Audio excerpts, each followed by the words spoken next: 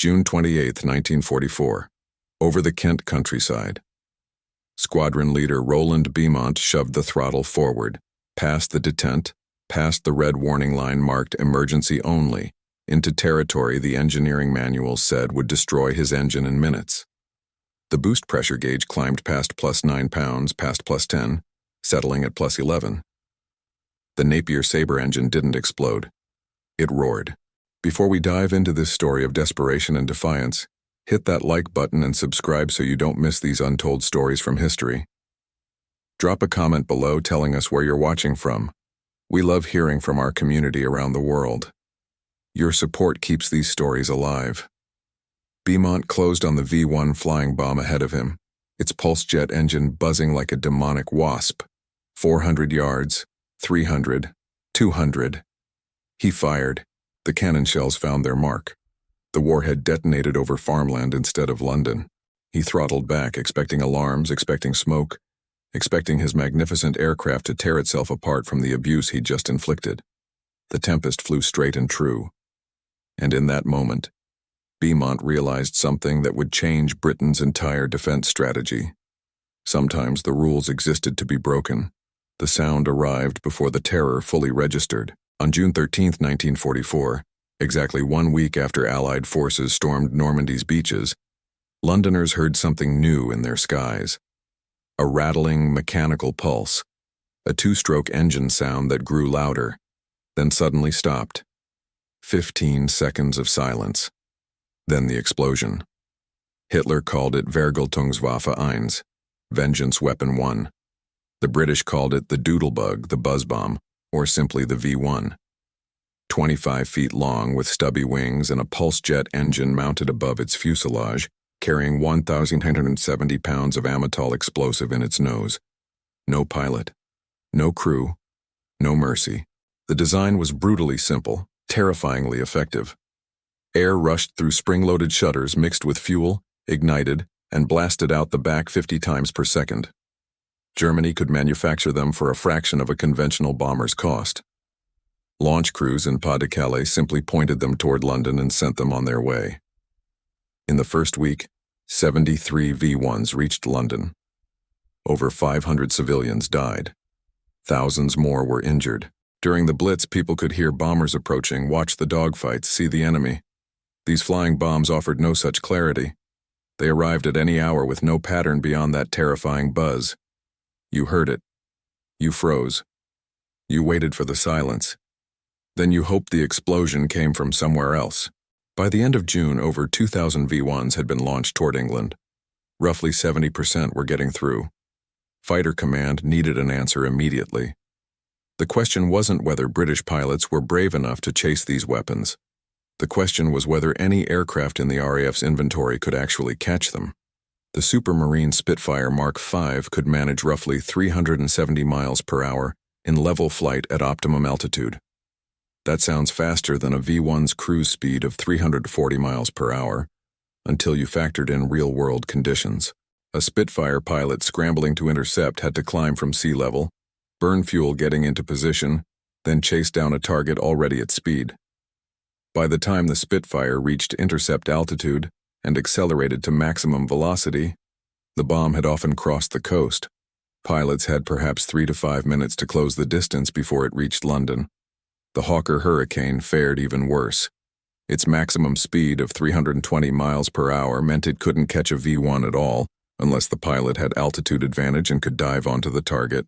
Even the newer Spitfire Mark IX faced a tactical nightmare. The pulse jet engine produced significant heat. Getting close enough to fire meant flying directly into the weapon's slipstream and exhaust. On June 23rd, Flight Lieutenant Maurice Rose closed to within 100 yards before firing. His cannon shells detonated the warhead.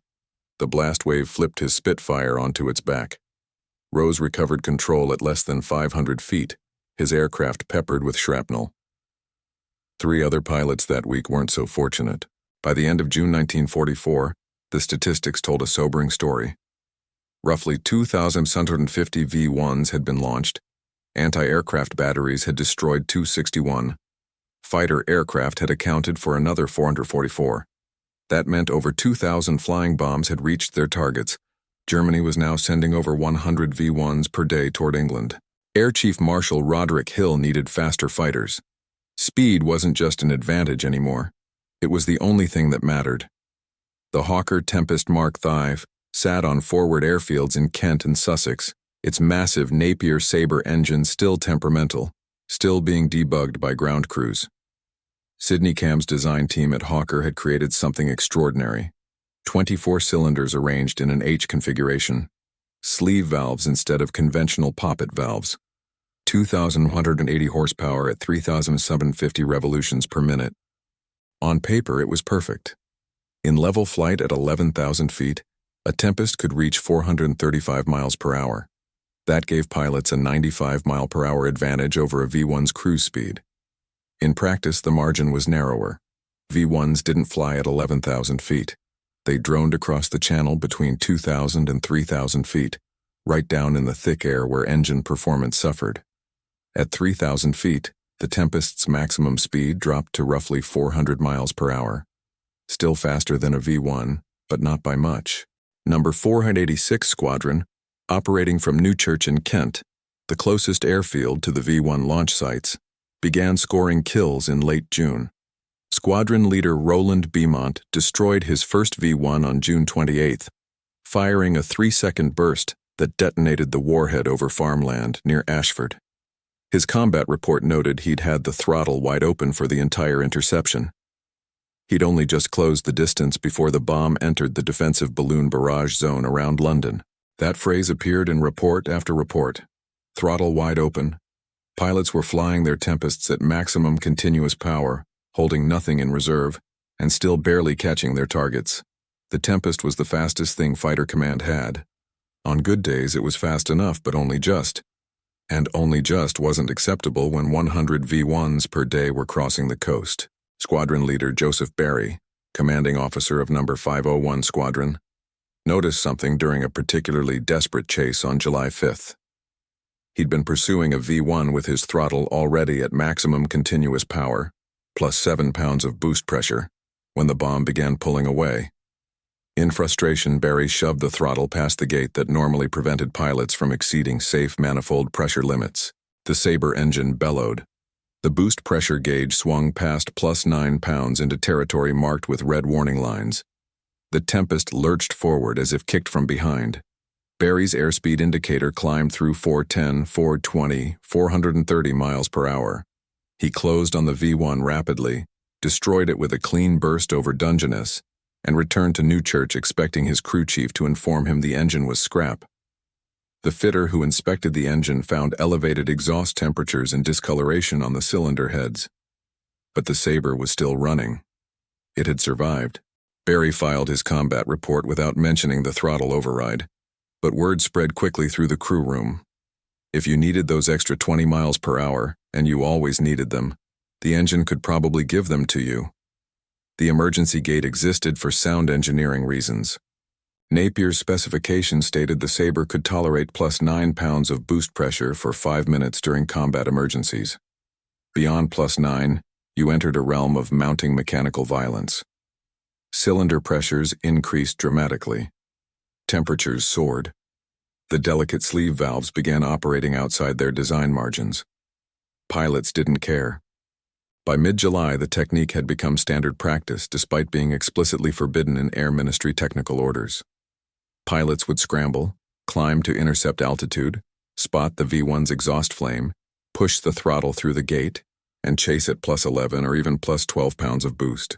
Flight Lieutenant Remy van Leerde of No. 609 Squadron, a Belgian pilot who would eventually become the top-scoring V-1 ace with 44 confirmed kills, routinely flew at boost pressures that made his fitters wince. His technique involved a shallow dive from 4,000 feet to 3,000 feet, while simultaneously pushing past the gate. Van Leerde's combat reports from July and August are littered with phrases like plus 12 boost maintained for 7 minutes, and cylinder head temperature exceeding limits. Wing Commander Roland Beaumont knew exactly what his pilots were doing. He also knew the alternative was watching V-1s stream past toward London. Beaumont began flying his own sorties using the throttle abuse technique, reasoning that if the Air Ministry eventually decided to court-martial anyone, they might as well start at the top. The gamble hinged on engine survival rates. If Sabre engines were failing catastrophically, then the technique would kill more pilots than it saved civilians. But through July, as Tempest squadrons racked up hundreds of V1 kills, the engines kept running. They ran rough. They ran hot. They required extensive maintenance after every sortie. But they ran. The revolutionary aspect was the sleeve valve system. Traditional piston engines used poppet valves that had to accelerate and decelerate thousands of times per minute, generating heat through friction. The Napier design replaced those valves with thin steel sleeves that slid up and down between the piston and cylinder wall. The result was smoother gas flow, fewer moving parts, and the ability to run at higher sustained power levels. The trade-off was complexity. Those sleeves required extraordinarily precise machining and lubrication systems that could maintain an oil film at extreme temperatures.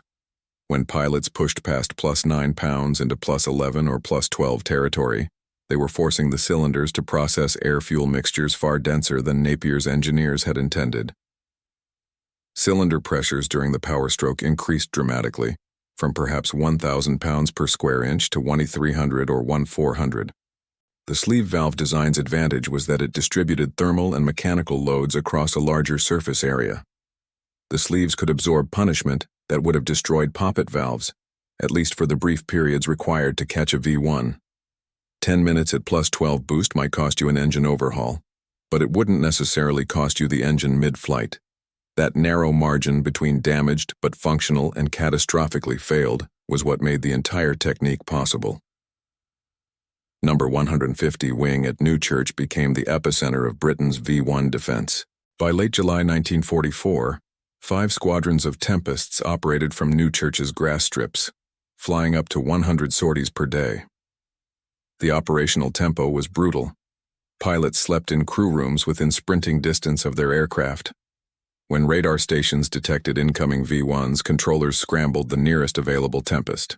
Squadron leader Barry's No. 501 squadron destroyed their 50th V1 on July 23. Barry himself accounted for 61.5 confirmed kills. Flight Lieutenant Remy van Leerde's personal tally reached 44 confirmed by early September. Van Leerde's regular Tempest went through 3 complete engine changes during the 10-week period, each Sabre lasting roughly 30 operational hours before accumulated overboost damage required replacement.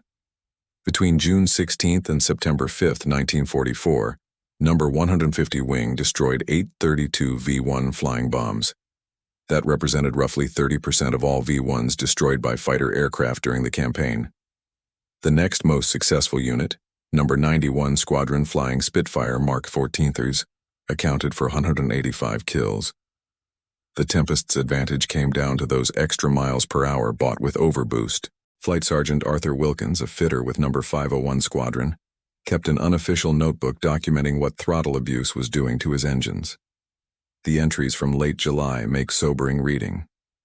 Squadron leader Barry's aircraft, cylinder head temperature gauge showing constant redline operation. Removed No. 7 cylinder. Found sleeve scoring and carbon buildup. Recommended engine change. 2 days later, Flight Lieutenant Mason's Sabre seized on landing roll. Complete seizure of No. 12 cylinder. Normal peacetime operations expected a Napier Sabre to run for 150 hours between major overhauls. During the V1 campaign, Tempest engines at Newchurch averaged 35 to 40 hours before requiring replacement. Some lasted fewer than 20 hours. Wing Commander Beaumont's personal aircraft went through 4 complete engine changes between mid-June and late August. The maintenance burden became crushing. Each engine change required roughly 40 man-hours of work. Newchurch's maintenance crews worked 16-hour shifts throughout July and August. Replacement engines became a bottleneck. Napier's production facilities couldn't manufacture Sabres fast enough. The Air Ministry's reaction arrived in mid-August via a sternly worded technical order. Squadron commanders were to immediately cease all operation beyond approved boost limits. Any pilot found deliberately exceeding +9 pounds would face disciplinary proceedings, potentially including court-martial. Wing Commander Beaumont read the order, filed it carefully, and continued operations exactly as before. His reasoning was simple. V1s were killing British civilians. His pilots could intercept those weapons using overboost, or they could watch them fly past. Squadron leader Barry drafted a formal response. His memo pointed out that between June 16th and August 10th, his squadron alone had destroyed 123 V-1s. Of those interceptions, Barry estimated at least 90 required boost pressures exceeding plus 9 pounds. Using conservative estimates of V-1 lethality, roughly 2 deaths and 12 injuries per weapon reaching London, his pilots' throttle abuse had likely saved 180 lives and prevented over 1,000 injuries. Was the Air Ministry suggesting those casualties were acceptable to preserve engine life? The debate reached Air Chief Marshal Roderick Hill. Hill sided with his pilots. A confidential directive issued in late August essentially nullified the earlier technical order. Pilots were given discretion to exceed approved boost limits when operationally necessary. The matter of courts-martial was quietly dropped. The Normandy breakout that began on July 25th changed everything. American forces under General Omar Bradley smashed through German defensive positions at St. Lo. Within days, Allied armored columns were racing across northern France. The Canadian First Army drove northward toward Pas-de-Calais, precisely the region from which Germany had been launching V-1s. By early September, forward reconnaissance units were overrunning launch sites daily. The launch rate dropped precipitously. In late July, Fighter Command had been tracking over 100 V-1s per day. By September 10th, the number had fallen to fewer than 20. On September 1st, Canadian forces captured the last significant concentration of launch sites. Between June 13th and September 5th, 1944, Germany launched approximately 9,521 V-1s toward England. Of those, roughly 2,419 were destroyed by anti-aircraft fire, 1,147 by fighter aircraft, 231 by the balloon barrage. Approximately 4,124 reached their targets. The weapons killed 6,184 civilians and seriously injured over 17,000 more. Without the Tempest squadron's throttle abuse technique, those figures would have been considerably worse. Operational research teams estimated that No. 150 Wing's 832 kills prevented approximately 1,664 deaths and 9,184 serious injuries. The psychological impact mattered just as much. By late June, morale in southeast England had been deteriorating rapidly. People were evacuating London in numbers not seen since the Blitz. The visible presence of Tempest patrols over Kent and Sussex changed that equation. Civilians could see fighters chasing down the buzz bombs. Each V-1 destroyed before reaching its target was a small victory. Proof that Britain could defend itself. By mid-September, the immediate crisis had passed. Tempest squadrons transitioned back to ground attack and escort duties. The Sabre engines could finally run within their design parameters. After the war ended, Napier's engineering team conducted detailed examinations of Sabre engines that had survived the V-1 campaign. Cylinder sleeves showed wear patterns equivalent to engines that had run 3 times their actual hours. Several sleeves had developed hairline cracks that somehow hadn't propagated into catastrophic failures. The engineers calculated that sustained operation at plus 12 boost generated cylinder pressures reaching 1,400 pounds per square inch, roughly 30% higher than the Sabre's rated maximum. At those pressures, the forces trying to tear the system apart should have caused immediate mechanical failure. That the engines survived represented an accidental safety margin that Napier's designers hadn't consciously engineered. Royal Air Force technical publications incorporated lessons from the campaign into revised doctrine on emergency power usage. The previous guidance had treated maximum boost settings as absolute limits. The new publications acknowledged a more nuanced reality. Engines possessed reserve capacity beyond rated limits, accessible when mission requirements justified the mechanical cost. This philosophical shift influenced how Britain approached jet engine development. The de Havilland Goblin and Rolls-Royce Nini turbojet engines incorporated emergency reheat systems, primitive afterburners that could boost thrust by 20 to 30% for brief periods. Better to have an engine that could give you that burst of speed and require rebuilding afterwards than an engine that failed to catch its target. The United States Air Force studied the Tempest throttle abuse reports when developing Cold War interceptors. Soviet designers reached similar conclusions. The doctrine was explicit. When defending against nuclear-armed bombers, You used every bit of available performance regardless of mechanical longevity. Modern fighter aircraft still embody this philosophy. The Pratt & Whitney F-135 engine powering the F-35 Lightning II includes multiple power settings beyond normal operation, each progressively sacrificing engine longevity for increased performance. The scorched Sabre engines pulled from Tempest at Newchurch in 1944 told a story that echoes through 8 decades of interceptor design. Sometimes you push past the red lines because people's lives depend on the extra speed those red lines were protecting you from. On a summer morning in 1944, with the sound of pulse jets rattling across the channel and civilians huddled in shelters across southeast England, Squadron Leader Joseph Barry looked at his boost pressure gauge and made a choice. He pushed the throttle forward, past the gate, past the warnings, into the red. The engine didn't fail. The V1 fell from the sky, and somewhere in London people who would never know his name lived to see another day. That was the only calculation that truly mattered.